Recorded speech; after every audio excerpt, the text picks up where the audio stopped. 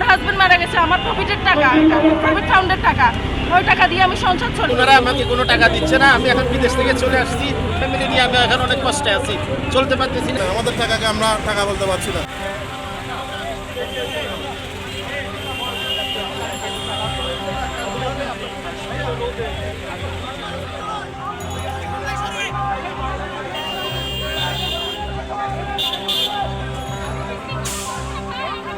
আমার first security ব্যাংকে অনেক টাকা জমা আছে, আমার হাজবেন্ড মারা গেছে, আমার প্রফিটের টাকা, প্রফিট ফান্ডের টাকা, ওই টাকা দিয়ে আমি সংসার চলে, আমার সব কিছু চলে। এখন আজকে এসে 2 বছর পরে এসে বলতেছে যে হেয়ার কাট আমরা মানি না। 1,87,000 টাকা দিচ্ছে আমার ওই ব্যাংকে, আমার 32 লাখ টাকা আছে।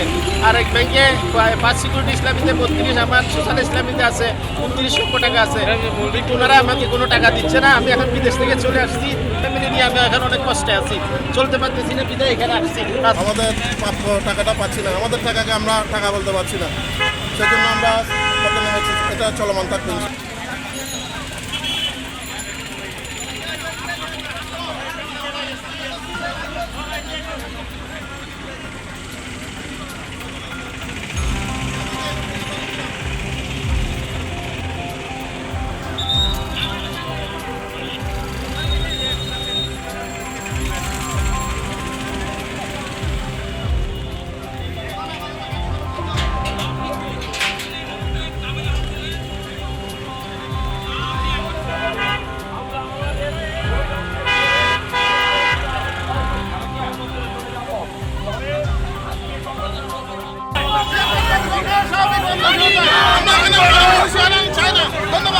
আমরা কেন রাস্তায়